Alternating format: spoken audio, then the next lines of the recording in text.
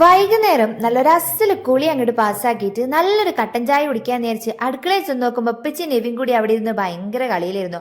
അപ്പോഴാണ് എനിക്ക് നമ്മൾ അരിക്കലത്തിൽ കഴിഞ്ഞ ആഴ്ച പറിച്ചു വെച്ചിട്ടുണ്ടായിരുന്ന സപ്പോർട്ടന്റെ കാര്യം ഓർമ്മ വന്നത്. പഴുക്കാൻ വേണ്ടിയിട്ടേ ആ പൊതി ഞാൻ എടുത്തു കൊണ്ടുവന്നു. സാധാരണ ഇവിടെ സപ്പോർട്ട പഴുക്കാൻ കൊണ്ടുപോയി വെച്ചിട്ടുണ്ടെങ്കിൽ ഇന്നൊന്ന് പഴുക്കും, നാളൊന്ന് പഴുക്കും, മറ്റന്നാളൊന്ന്, അങ്ങനെ ലോട്ടറി കച്ചവടം പോലെ നാളെ നാളെ നാളെ എന്ന് പറഞ്ഞിട്ടായിരുന്നു.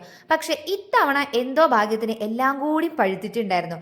അപ്പൊ ഞാൻ വിചാരിച്ചു ഇപ്പൊ വാടി പഴുത്ത മാതിരി വല്ല ടേസ്റ്റ് കുറവോ അങ്ങനെ എന്തെങ്കിലുമൊക്കെ ഉണ്ടാവും എന്നുള്ളത്. അങ്ങനെയൊന്നുമല്ല, നല്ല മധുരം ഉണ്ടായിരുന്നു, നല്ല ടേസ്റ്റും ഉണ്ടായിരുന്നു. വെറുതെ പൊക്കി പറയല്ല കേട്ടോ.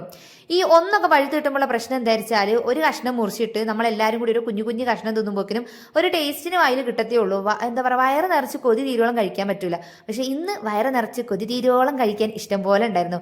സാധാരണ എന്തെങ്കിലുമൊക്കെ ഒരു ഫ്രൂട്ട് ഇവിടെ കൊണ്ടുവന്നാൽ ആർക്കെങ്കിലും ഒരാൾക്ക് അതിനോട് ഒരു ഇഷ്ടക്കുറവുണ്ടാവും. പക്ഷെ നമ്മൾ ഈ ഒരു സപ്പോർട്ട് ഉണ്ടല്ലോ, ഇവിടെ എല്ലാവർക്കും ഒരേപോലെ ഭയങ്കര ഇഷ്ടമാണ്. അതുകൊണ്ട് കൈയിട്ട് മാന്താനും പറ്റൂല. ചിക്കു ഷേക്ക് അടിച്ചിട്ടുണ്ടെങ്കിൽ അടിപൊളി ഇരിക്കുന്നില്ലേ. അപ്പത്രേ ഉള്ളൂ.